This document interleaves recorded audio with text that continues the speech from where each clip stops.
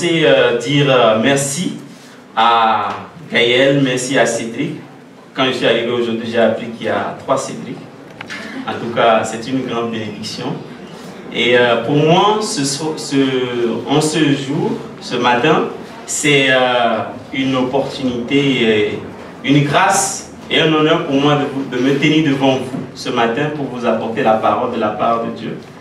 Et je crois que le Seigneur va vous bénir ce matin. Je crois qu'il a quelque chose de spécial à communiquer au cœur de chacun d'entre vous. Et je suis sûr que si vous êtes là, c'est parce que vous savez que avant d'entreprendre quoi que ce soit dans la vie, il est important en fait de savoir où on va. Et pour savoir où je vais, alors la meilleure personne qui peut me dire où je vais, c'est Dieu.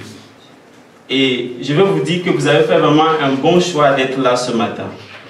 Est-ce que vous pouvez acclamer le Seigneur pour votre vie?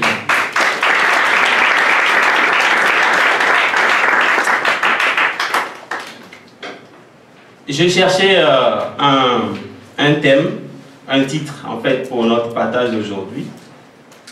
Et le thème en fait de ce matin, ce que j'ai à cœur en fait à partager avec vous, c'est possédons, entrons et possédons le royaume de Dieu dès notre jeunesse. Pendant que Dieu t'a donné la vigueur de la jeunesse, le meilleur moment pour toi de donner ta vie à Dieu, le meilleur moment pour toi d'entrer dans le royaume de Dieu et de le posséder, c'est maintenant. Et pour cela, j'aimerais qu'on commence à lire un passage dans Jean 5, versets 1 à 7. Jean 5, versets 1 à 7.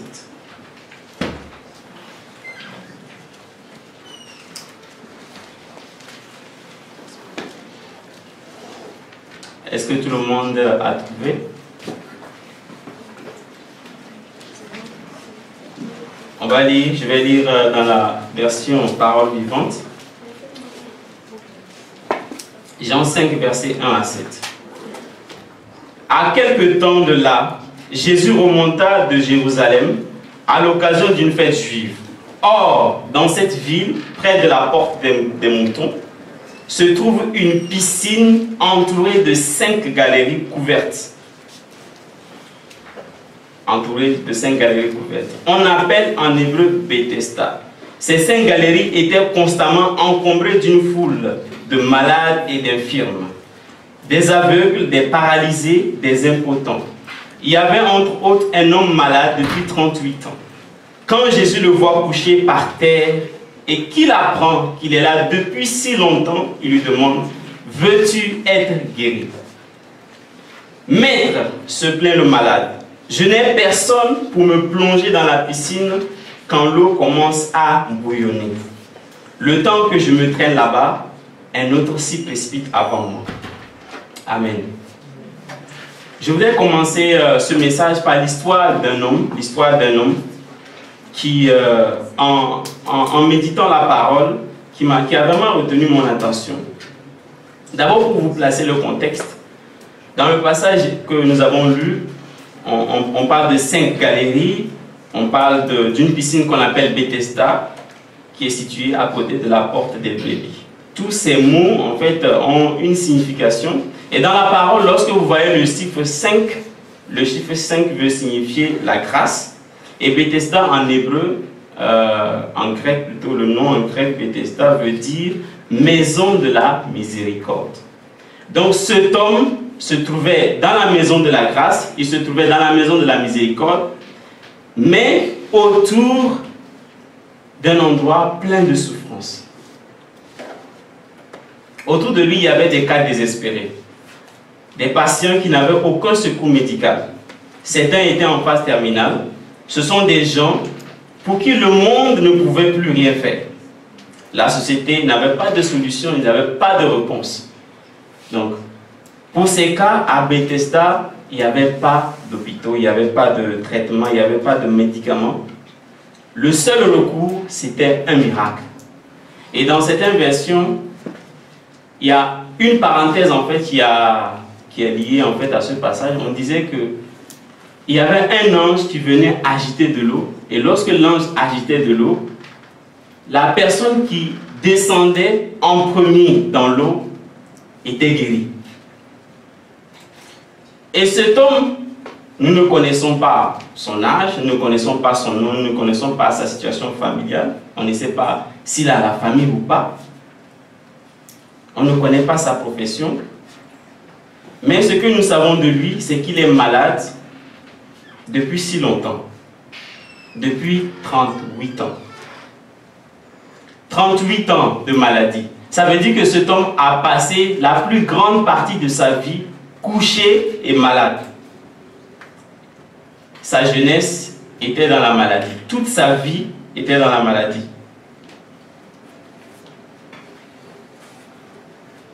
Il n'avait pas de ressources, il n'avait rien. Il n'avait pas d'amis, il n'avait pas de famille. Il était toujours en retard pour son miracle. Il n'avait pas d'espérance lorsque Jésus s'est adressé à lui. Et il avait fini par accepter sa condition. Il avait fini par accepter sa situation parce qu'il la trouvait impossible. De ses yeux, il ne croyait plus qu'un miracle était possible.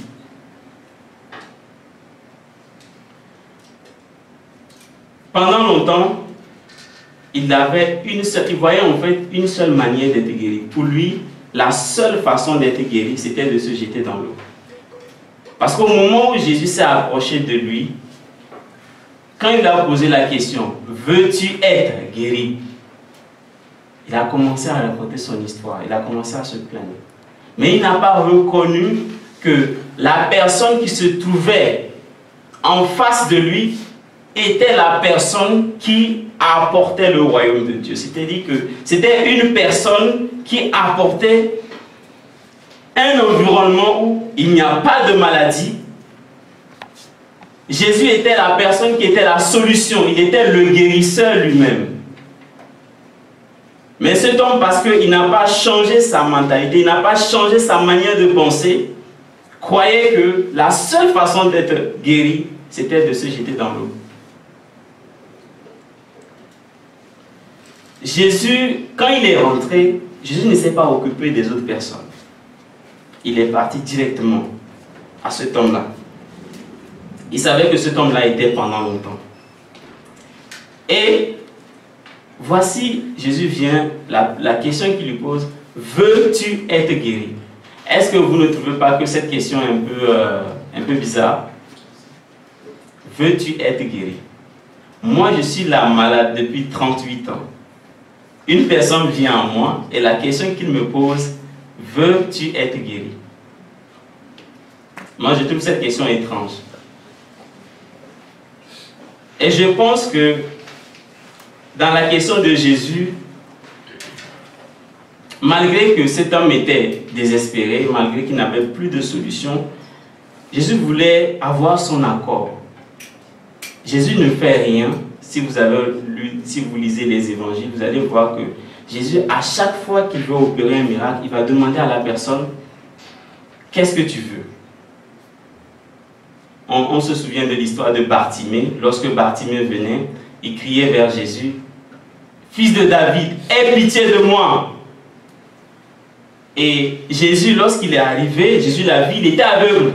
Mais Jésus lui a posé la question, qu'est-ce que tu veux que je fasse pour toi? Il dit, je veux voir. Donc dans cette situation, cet homme aussi était dans la même... C'était une question semblable. Alors,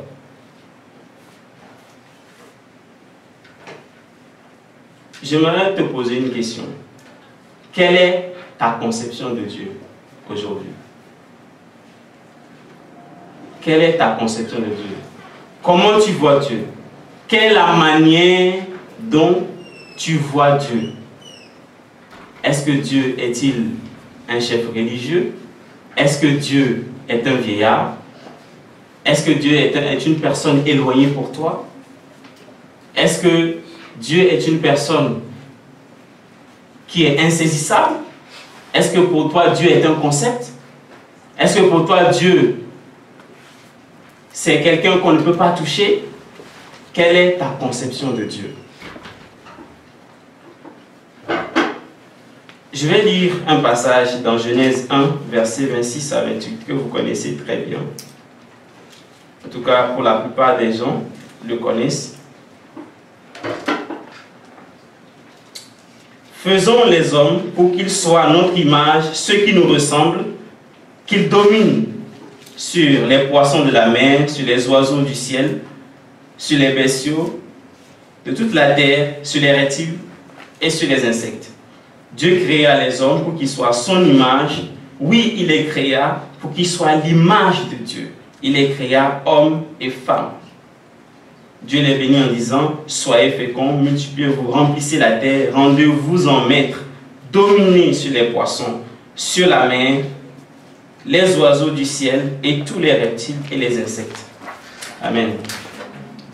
Donc, Dieu n'a pas changé son plan.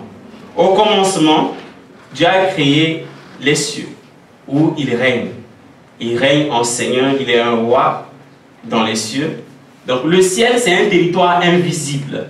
C'est un territoire, on peut dire que c'est un domaine, c'est un champ spirituel. Le ciel, c'est un champ spirituel.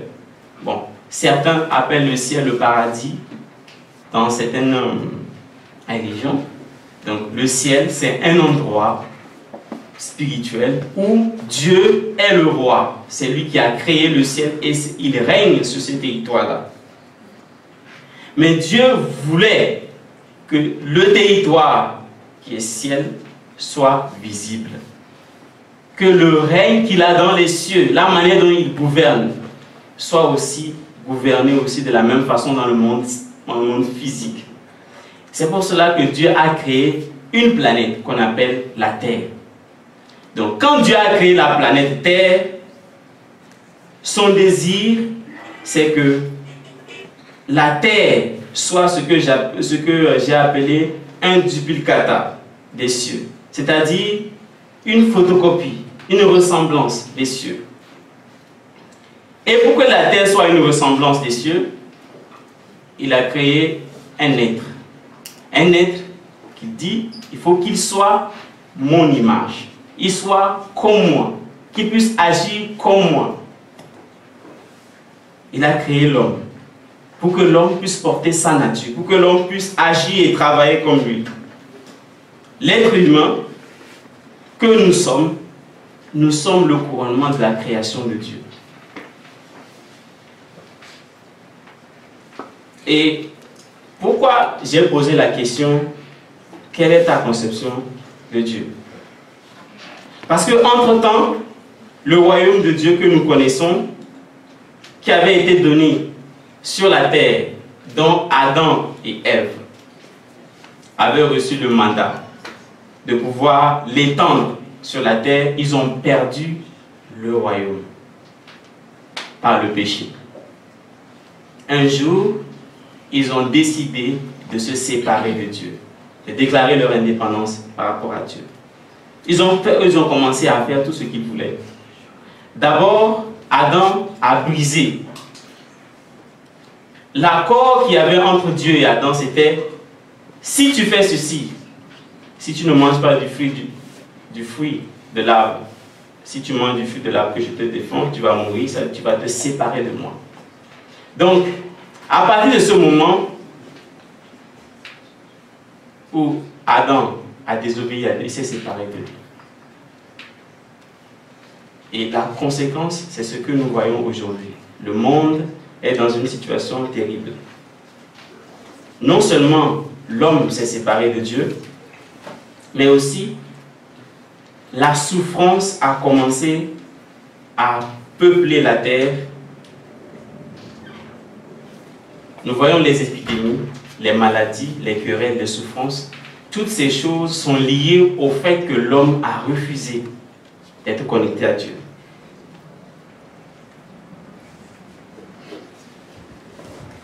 L'espèce humaine que nous sommes, nous avons perdu notre identité. C'est-à-dire que nous ne savons pas qui nous sommes. Aujourd'hui, les hommes ne savent pas qui ils sont. Certains pensent qu'ils sont le résultat de l'évolution. Ils viennent des singes et des chimpanzés. D'autres pensent qu'ils viennent des arbres. il y a tellement de conceptions aujourd'hui dans les différentes religions. Parce que l'homme a perdu sa relation avec Dieu. Nous avons tellement que Dieu nous a conçus pour être en relation avec lui, nous ressentons au plus profond de nous un certain vide qui doit être comblé. Au plus profond de nous, au plus profond de toi, au plus profond de moi, je ressens le besoin de me connecter à quelque chose de plus grand. Et nous avons créé des religions. Mais les religions ne nous amènent pas de Dieu. La religion, c'est ce que moi j'ai créé pour pouvoir atteindre Dieu. Mais Dieu a voulu m'atteindre.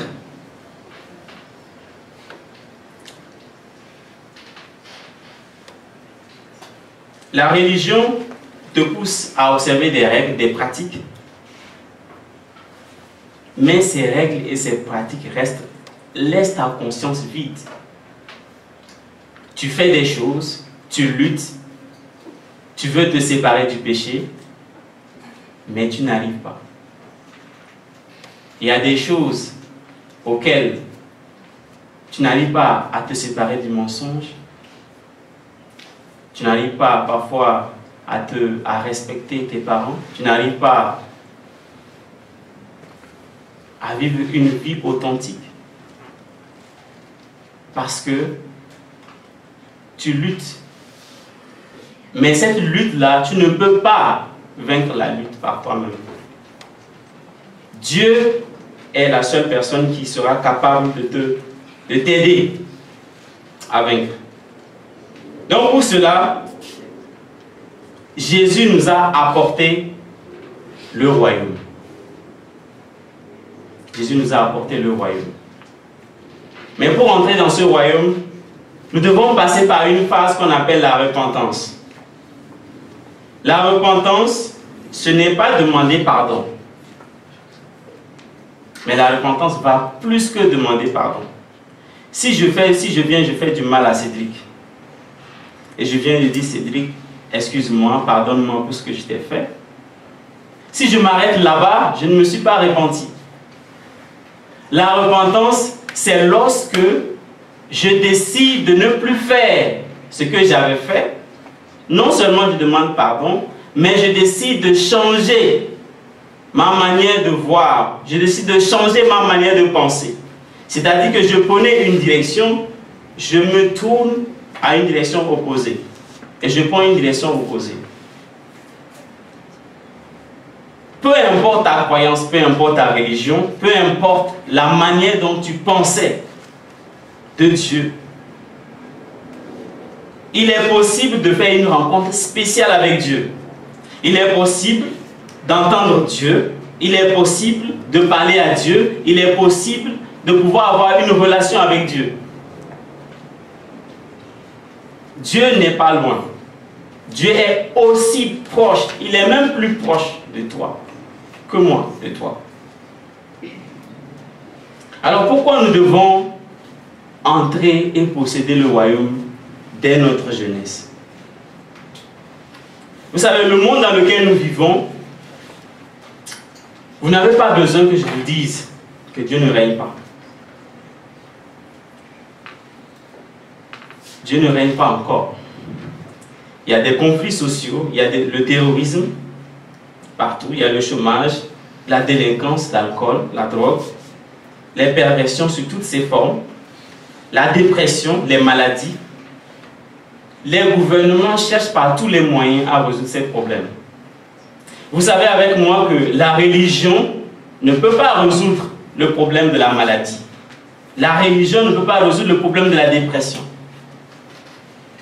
Ce que les gens attendent, ils attendent un gouvernement, ils attendent une domination, ils attendent un pouvoir. Parce que tous les hommes sont à la recherche du pouvoir. Toi et moi, ce qui compte le plus pour nous, c'est d'avoir le pouvoir. Chacun de nous cherche le pouvoir. Le pouvoir, c'est avoir la capacité de pouvoir gérer mes circonstances. Quand tu perds ton travail, tu perds le pouvoir. Parce que tu n'as plus le pouvoir de subvenir à tes propres besoins. Quand tu es dominé par l'alcool, tu as perdu le pouvoir. Parce qu'il y a quelque chose qui te contrôle, quelque chose qui est plus que toi. Quand tu n'arrives pas à te séparer de la pornographie, tu as perdu le pouvoir sur toi-même. Parce qu'il y a des choses à l'extérieur qui contrôlent ton cœur. Quand tu n'arrives pas à vivre une vie de purité, une vie que Dieu rêve, où il peut vivre dans ses enfants, où il peut travailler avec toi, quand tu n'arrives pas à le vivre, c'est parce que tu as perdu un pouvoir. Le pouvoir de se gérer, le pouvoir d'être tout ce qu'on doit être, le pouvoir de pouvoir apporter Dieu, de refléter la nature de Dieu. Et nous attendons de cela de nos gouvernements. Mais malheureusement, les gouvernements n'ont pas la capacité de nous donner ce pouvoir. Toutes les élections auxquelles nous assistons, avec toutes les promesses que nous attendons des candidats, à la fin des élections, lorsque le candidat est élu, un mois après, tout le monde est découragé parce que ce qu'il avait promis, il n'arrive même pas à faire 1% de ses promesses. Alors vous constatez que ce que nous avons besoin, c'est un gouvernement qui prend en place à l'intérieur de nous. Et c'est ce que Dieu veut faire. Dieu veut venir habiter dans ton cœur, dans mon cœur. Dieu veut venir habiter en moi et en toi pour me donner la capacité de pouvoir gérer les situations difficiles. Tu ne peux pas arriver, tu ne peux pas aller faire ce que Dieu te demande de faire si tu n'as pas la capacité de te gérer toi-même. Le talent que tu as, le don que tu as, ta manière de parler, ta manière d'exprimer, ta manière de marcher, ce que tu aimes, tout ce qui est en toi, Dieu a mis en toi tout ce que tu as pour pouvoir répondre à un besoin bien donné. Donc, ce n'est pas lorsque tu es venu, ce n'est pas le jour de ta naissance que Dieu a commencé à faire un plan. Non. Dieu a déjà fait un plan. On nous dit que Dieu a déjà fait des plans avant même de créer le monde.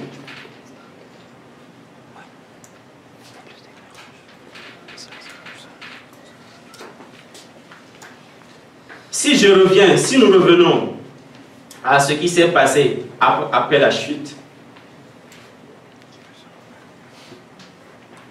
dans Genèse 3, versets 17 à 18, je vais lire très rapidement. Il dit à l'homme, puisque tu as péché, puisque tu as écouté ta femme et mangé du fruit au sujet duquel je t'avais donné cet ordre, tu n'en mangeras pas, le sol est maudit à cause de toi, c'est avec peine que tu endureras ta nourriture tous les jours de ta vie. Ils te produiront des ronces et des chardons. Et tu mangeras de l'herbe des champs. Donc dans ce passage qui parle de la malédiction après que Adam a péché, vous remarquerez que dans ce passage, Dieu n'a pas seulement maudit l'homme, il n'a pas seulement maudit l'homme, mais il a aussi maudit la terre. Il a dit que les ronces et les chardons vont pousser sur la terre. C'est quoi les ronces et les chardons? Les ronces et les chardons, ce sont des espèces de plantes épineuses. Il y a des épines. Ça pique. Donc les ronces et les chardons, ce sont une conséquence. Il n'y en avait pas au commencement. Il n'y avait pas d'épines sur la terre. Et les ronces et les chardons, c'est un symbole de ce qui rend la vie inconfortable, tout ce qui rend la vie gênante et inconfortable.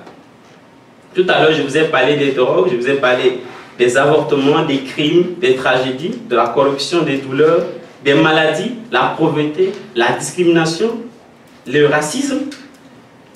Toutes ces choses qui rendent la vie d'un homme difficile, c'est ça les ronces et les chardons. Que tu sois dans les pays développés ou les pays sous-développés, tu as toujours des ronces et des chardons. Et Dieu ne veut pas seulement sauver l'homme, mais il veut aussi sauver le territoire. Il veut racheter le territoire. Il veut racheter les nations. Le territoire n'est pas forcément un territoire géographique ou physique, mais le territoire, ça peut être... Quelqu'un ici peut-être est appelé dans l'industrie. Quelqu'un est appelé dans les nouvelles technologies. Il y a une personne ici qui est appelée à exercer son influence dans le sport, dans l'éducation, dans les médias, dans la famille, dans la politique, dans l'économie. Donc, ce sont des domaines que Dieu veut racheter. Dieu ne veut pas seulement sauver les hommes et les enlever au ciel, parce que l'homme n'a pas été créé pour le ciel, il a été créé pour la terre. Et donc, Dieu veut que la personne qui a été sauvée continue à sauver le domaine dans lequel il a appelé. Deuxième point, nous avons besoin de connaître le roi pour étendre son royaume. Dans la vie, chacun d'entre nous ici, tout être humain, il y a 5 questions fondamentales que tout être humain se pose, ou tout être humain doit se poser. La première question, c'est qui suis-je? Est-ce que tu t'es déjà posé cette question? Qui suis-je? Qui suis-je? Est-ce que je suis Nathan? Est-ce que je suis ingénieur? Est-ce que je suis africain? Est-ce que je suis noir? Qui suis-je? Dans la question qui suis-je, on ne cherche pas à connaître ta profession. On ne cherche pas à connaître la couleur de ta peau. On ne cherche pas à connaître d'où tu viens. Parce que tu ne viens, même si tu ne viens pas de l'Afrique, même si tu es né en Afrique. Pourquoi? Parce que tu es d'abord un être spirituel que Dieu a mis dans une maison, ton corps. Donc, quand on dit qui suis-je, cette question est posée à l'homme qui est à l'intérieur de toi. Quelle est ton identité? La deuxième question, qu'est-ce que je peux faire? Qu'est-ce que je peux faire? Quelles sont mes capacités? Quel est mon potentiel? Qu'est-ce que je peux faire? Tu as peut-être déjà fait des choses qui t'ont apparu extraordinaires. Tu as déjà mis un point sur quelque chose qui est extraordinaire. Mais il y a beaucoup plus que ce que tu penses être. Peu importe ce que tu as fait aujourd'hui, il y a beaucoup plus que ce que tu penses être. La troisième question, pourquoi je suis sur la terre? Pourquoi je suis sur la terre? Est-ce que je suis sur la terre pour accompagner les autres? Est-ce que je suis sur la terre pour faire des études? Est-ce que je suis sur la terre pour travailler? Pour travailler dans le domaine où j'ai étudié, pour avoir un CDI, pour avoir un CDD? Est-ce que je suis sur la terre pour cela? Pourquoi je suis sur la terre? Parce que si tu ne te poses pas cette question, tu vas faire quelque chose pour laquelle tu n'es pas destiné. Il faut que chacun de nous réponde à cette question. D'où est-ce que je viens? D'où est-ce que je viens? Est-ce que je viens de l'Afrique? Parce que je suis noir. D'où est-ce que je viens? Cette question répond à la question de la source. Quelle est ta source? D'où viens-tu? Tu es composé de quoi? Quelles sont les substances qui te composent? Et la dernière question, où est-ce que je vais? Quelle est ma destinée? Quel est mon but? Quelle est ma destination? Aujourd'hui, on dit qu'il faut avoir des objectifs, il faut avoir un plan, il faut avoir une vision. Très bien. Il faut avoir une vision. Ok. Il faut avoir une vision. Maintenant, cette vision-là, est-ce qu'il suffit juste que j'écrive un objectif de ce qui me plaît, ce qui m'intéresse? Parce qu'il y a plusieurs directions. Tu peux emprunter n'importe quelle direction. Est-ce que si j'emprunte telle direction A, suis-je sûr que la direction A m'amène là où Dieu veut que je sois? Suis-je sûr que la direction B m'amène là où je dois être? Si tu prends la direction A ou la direction B, alors que Dieu veut que tu prennes la direction C, comment tu vas savoir? Si ces 5 questions, si vous voulez savoir qui vous êtes, vous devez connaître votre Créateur. Vous devez savoir qui vous a créé. Si je vous montre mon téléphone portable, c'est un Samsung. Ok? Donc si ce téléphone avait une conscience et que je demandais à ce téléphone savait de quoi il est formé, si ce téléphone voulait répondre à toutes ces questions dont je vous ai parlé, la meilleure manière pour avoir les réponses, c'est que ce téléphone puisse aller contacter le fabricant, celui qui l'a fabriqué. Les fonctions qui sont dans ce téléphone portable, ces fonctions ne sont pas mises par hasard. Le fabricant connaît la spécificité de chaque fonction et ce que chaque fonction répond. C'est pour cela que lorsque tu achètes un téléphone, tu as un manuel utilisateur.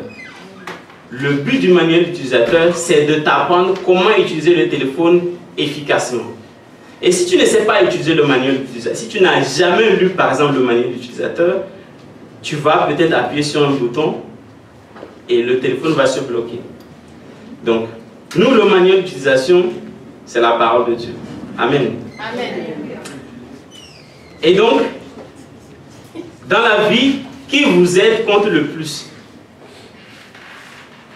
Dans la vie, qui vous aide compte le plus?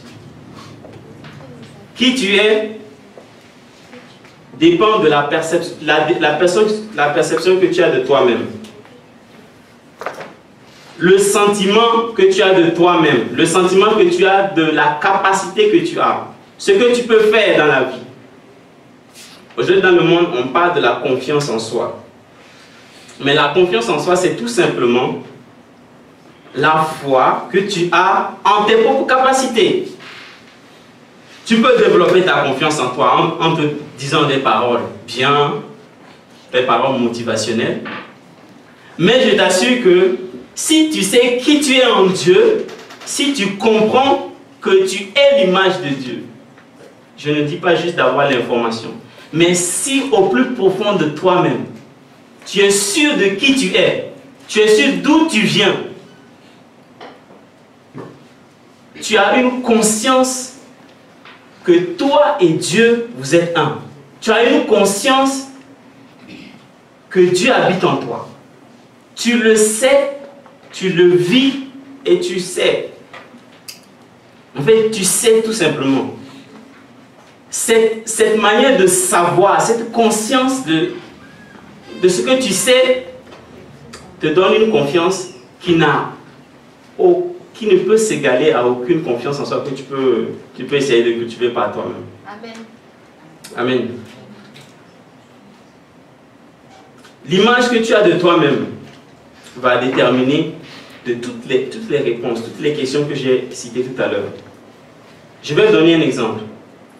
Comment un enfant, sur le plan naturel, sait qu'il est un homme? Comment un enfant sait qu'il n'est pas un chien, qu'il n'est pas un chat? Si tu demandes à un enfant de 5 ans, tu es un chien, il va te dire non, qu'il n'est pas un chien. Il sait qu'il est un homme. Pourquoi il sait qu'il est un homme? Parce que depuis sa naissance, il est dans les bras de sa mère, il a appris à écouter la voix de sa mère, c'est sa mère qui l'a nourri. Et l'enfant, en grandissant, il a appris à parler, il a appris à marcher, il a appris à faire comme un être humain. Autrement dit, il a vu faire, il a vu ses parents faire, il a copié, il a fait. Et de la même manière, nous avons été créés à l'image de Dieu. Nous avons été créés, c'est-à-dire que Dieu est notre source, nous venons de Dieu. Jésus a dit, moi, ce que je fais, je le fais parce que j'ai vu Dieu faire. Donc, tu ne peux pas ressembler Dieu, même si tu es créé à l'image de Dieu. Tu ne peux pas ressembler Dieu si tu n'as pas appris à connaître Dieu, si tu n'as pas appris à cheminer avec lui. De la même manière, un enfant, s'il a été élevé par les gorilles, il va aussi faire comme eux. Même s'il est un homme, il va se comporter comme eux. Donc la source est l'origine de toute chose. Toute chose sur la terre a un environnement dans lequel il a été créé pour fonctionner. Si vous prenez l'exemple d'un arbre, l'arbre a été créé et planté dans le sol.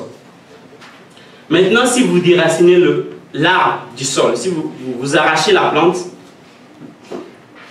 alors ce qui va se passer, c'est que la plante que vous avez arrachée va se déchisser.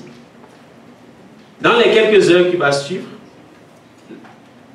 la plante va mourir. Au départ, elle peut paraître verte, mais parce que vous l'avez arrachée de sa source, la plante va mourir. De la même manière, le poisson qui a été créé pour vivre dans l'eau, si vous enlevez le poisson de l'eau, vous savez que ce poisson va mourir. Il ne va pas rester. La vie de l'homme sur la terre ne peut porter de fruits que si et seulement si, comme disent les mathématiciens. Il n'y a qu'une seule condition et elle est irrévocable. Un homme ne peut porter des résultats probants que s'il est attaché et continuellement dans la présence de Dieu. En dehors de la présence de Dieu, il n'est pas possible qu'un homme vive et fonctionne normalement.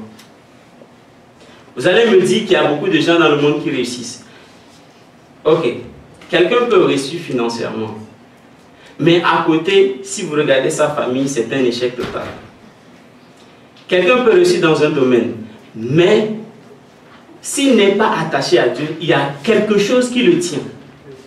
Il ne sera jamais libre. Il aura toujours une dépendance par rapport à quelque chose. La séparation du péché a entraîné le rejet, la peur, la maladie et toutes ces choses. Maintenant, je vais vous parler du royaume de Dieu. Le royaume de Dieu. Le royaume en anglais, kingdom. Kingdom. Donc dans kingdom, il y a deux mots. Il y a king et dom. King pour roi et dom pour domaine. Donc le royaume parle de deux choses. Il parle d'un roi et son domaine.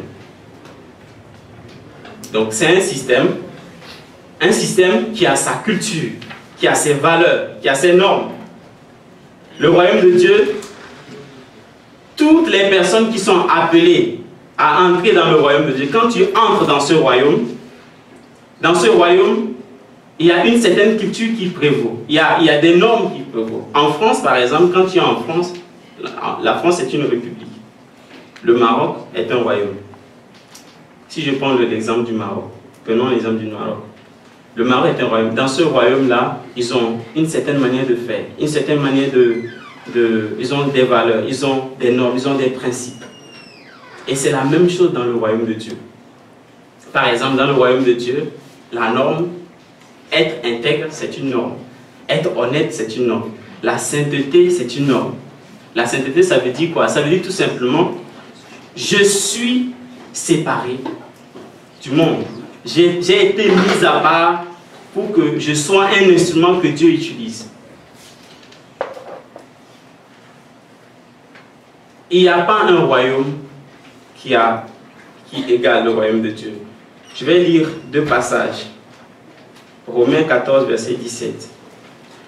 Car le royaume de Dieu ne consiste pas à réglementer le manger et le boire, mais par l'Esprit de Dieu, le royaume de Dieu consiste à nous rendre justes, à nous donner la paix et la joie. Si tu veux connaître la paix véritable, tu veux connaître la joie véritable, c'est le royaume de Dieu qui le donne. Si tu ne veux pas te sentir coupable, c'est le royaume de Dieu qui te rend innocent. Malgré tout ce que tu as fait par le passé, le royaume de Dieu est capable de te prendre et te donner une justice, un sentiment de justice inébranlable et t'amener à réaliser des choses que tu ne pensais jamais. Le royaume de Dieu est capable de résoudre tous les problèmes des hommes. Comme je l'ai cité auparavant, maladies, problèmes sociaux, famine, vices, etc. Là où le royaume de Dieu apparaît, il y a l'amour, il y a la joie, il y a la paix, il y a la patience, il y a l'amabilité, il y a la bonté, il y a la fidélité, la douceur, la maîtrise de soi. Quand vous lisez les évangiles, vous allez constater que partout où Jésus arrivait, il enseignait le royaume, il prêchait le royaume. Et lorsqu'il finissait d'enseigner le royaume, on dit que tous les malades qui étaient là étaient guéris. Amen. Les démons étaient chassés. Il n'y a pas un démon qui va rester là où le royaume de Dieu règne. C'est impossible. Les maladies, les démons, toutes ces choses, en fait, c'est ce qu'on appelle, font partie du royaume des ténèbres, le royaume de Satan. Donc, lorsque Dieu arrive quelque part avec son royaume, toutes ces choses disparaissent.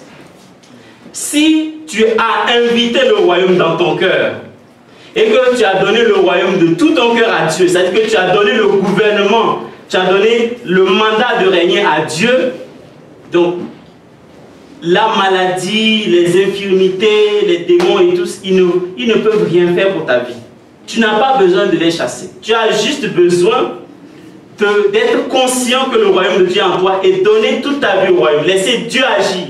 Parce que Dieu ne fera rien sans ta permission. Dieu nous a donné la liberté de choisir. Il a dit, j'ai mis devant toi le bien et le mal. Choisis le bien afin de vivre. Ça veut dire que Dieu ne prendra jamais l'initiative de pouvoir contrôler un domaine sur lequel toi-même tu es le roi. Chaque domaine de ta vie, tu dois le donner à Dieu d'une manière consciente. Si par exemple, tes études, c'est un domaine dans lequel tu le tiens, ou bien le travail que tu as, c'est un domaine dans lequel toi-même tu règnes, et tu ne veux que Dieu, tu dis à Dieu, moi je te donne ce domaine, je te donne ici, mais là, je ne veux pas que tu touches. Dieu ne va pas toucher.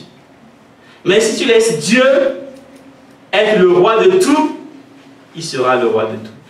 Amen. Et même si tu as des difficultés dans ta vie, même si il arrive que tu auras des problèmes dans ta vie, parce que Jésus a dit que nous serons persécutés.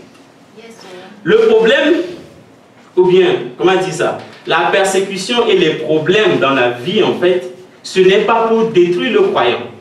Mais l'objectif et le but de la persécution et des épreuves, comme dans toute école, il faut des examens pour passer en classe supérieure. Dieu permet que tu aies des problèmes, des situations difficiles pour t'élever à un niveau donné, pour asseoir en toi l'homme qui est fait, pour faire grandir, pour amener à maturité l'homme spirituel qui est en toi. Parce que l'homme spirituel qui est en toi, pour qu'il grandisse, il faut que la chair, il faut que ton homme extérieur soit brisé, il faut que ton homme extérieur connaisse les situations difficiles pour que là où ton homme extérieur ne voulait pas lâcher, qu'il lâche prise. Et quand l'homme, parce que l'homme extérieur, quand il est dominé, quand il subit des situations négatives, là où il avait pris le contrôle, il lâche. Et il donne à Dieu le droit d'agir. Et c'est ce que Dieu veut faire.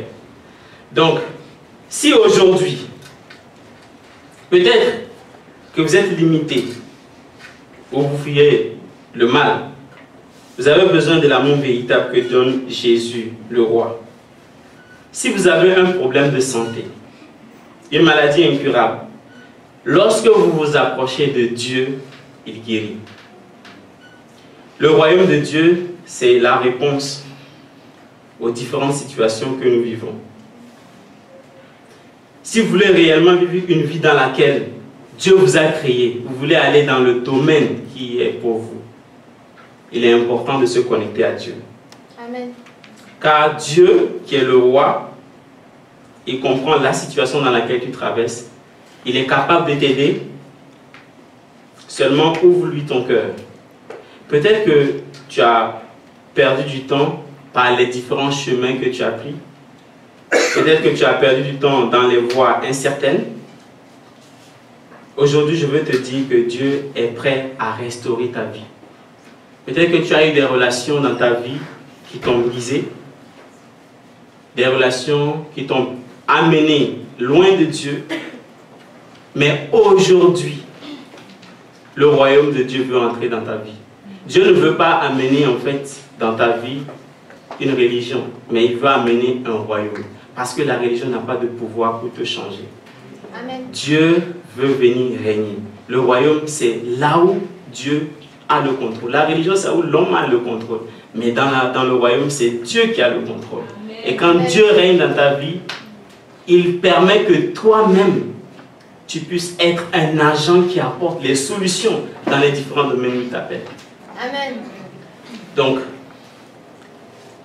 aujourd'hui, peut-être que quelqu'un ici se dise, par tout ce que j'ai fait dans le passé, je ne suis pas digne.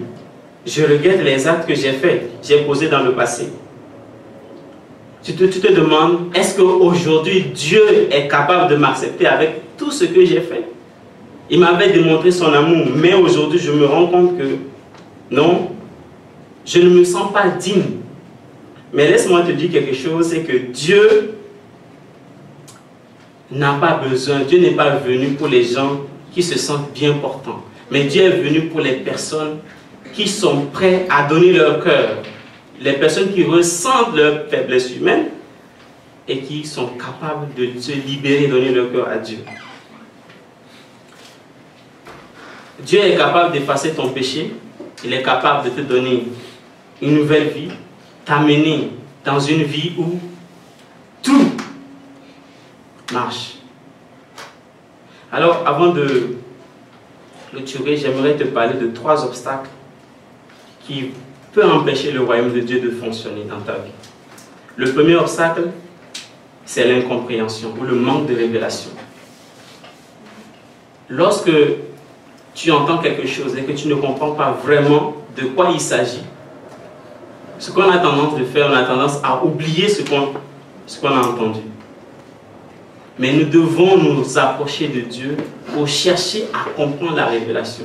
Si tu lis la parole, si tu lis la Bible, ne cherche pas seulement à lire la Bible, ne cherche pas seulement à faire une lecture simple, mais demande à Dieu, à travers ce passage, qu'est-ce que tu veux m'enseigner? Et c'est ainsi que Dieu va te donner la révélation. Le deuxième point, le deuxième obstacle, c'est le manque de profondeur ou d'enracinement dans la révélation. Une fois que tu reçois la révélation de Dieu par rapport à ta vie, comme un bâtiment qui dure longtemps a besoin des fondations profondes, nous avons chacun de nous besoin des fondations profondes.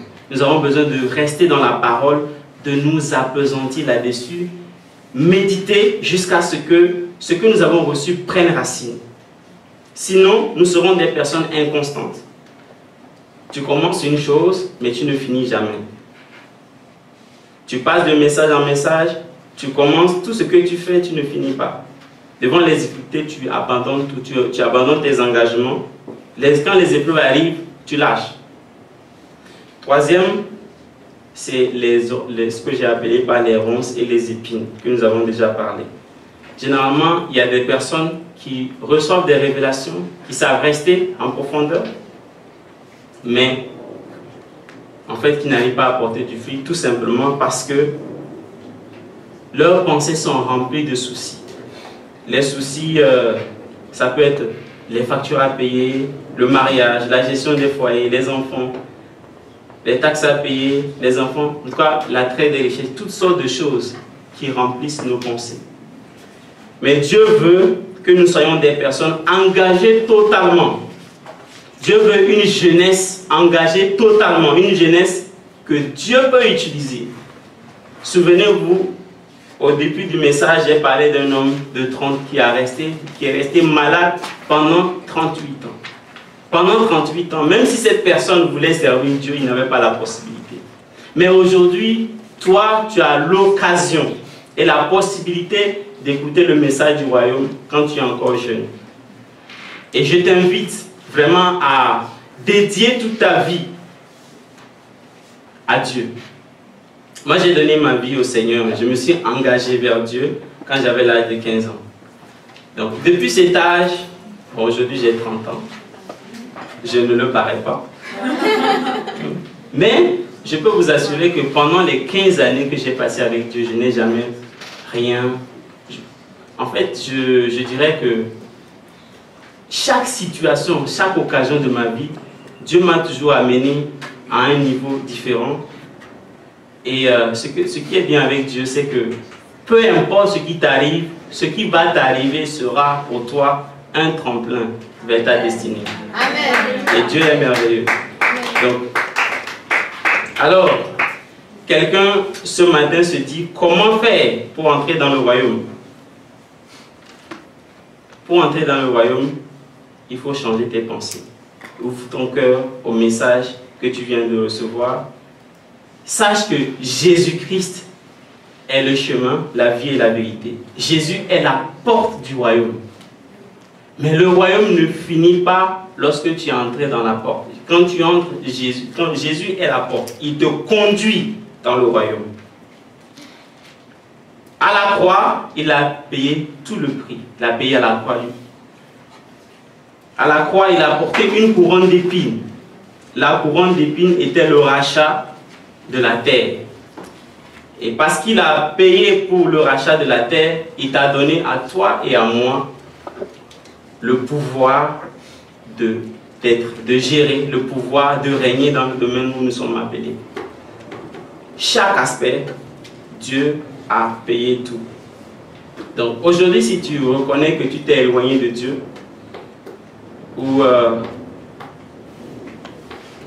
il y a une situation dans ta vie qui t'amène à des regrets, tu sens dans ton cœur que tu n'es plus présent de Dieu comme il faudrait, pardon.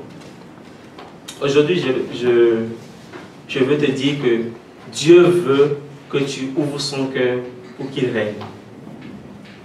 Donc, j'aimerais appeler une personne ici, une personne qui sait au plus profond de lui, par le passé, il faisait les choses religieusement. Tu n'as jamais sincèrement, tu reconnais en fait, sincèrement au plus profond de ton cœur, tu n'as jamais donné ta vie à Jésus.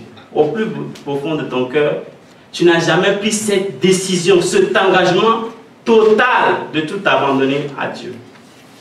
Si tu sens que vraiment tu ne l'as jamais fait et tu veux le faire aujourd'hui, alors je vais t'inviter à te tenir debout. On va prier ensemble pour toi. Pendant que nous tous on va fermer les yeux, je vais t'inviter à te tenir debout. Pourquoi c'est important? Parce que la vie que nous avons est limitée. La vie que nous avons est limitée. Et nous n'avons pas toute la vie pour donner notre vie à Dieu. Tu peux donner ta vie à Dieu aujourd'hui. Tu peux le donner à 40 ans. Tu peux donner à 50 ans, à 60 ans, à 90 ans. Mais si tu donnes ta vie à 80 ans, Dieu fera peu de choses avec toi. Dieu n'aura pas le temps d'utiliser comme il fallait. Mais si tu décides de le faire aujourd'hui, quand Dieu sonne à la porte aujourd'hui, si tu décides de le faire, Dieu va restaurer ta vie, il va t'amener là où il veut. Donc j'aimerais tout simplement t'inviter, si tu sens au plus profond de toi que Dieu te parle, Dieu parle à ton cœur, ne regarde pas ton voisin, ne dis pas que les gens vont me voir, ne regarde pas ton voisin, mais l'engagement que tu fais, tu le fais devant Dieu d'une manière consciente. Alors que nous fermons les yeux, si tu sens au plus profond de toi que le message t'a touché, que tu veux donner ta vie à Dieu, peut-être que à un moment donné tu t'es éloigné de Dieu et que tu sens qu'il y a un gouffre entre toi, il y a un gouffre entre toi et Dieu. Je t'invite à te lever, on va prier ensemble.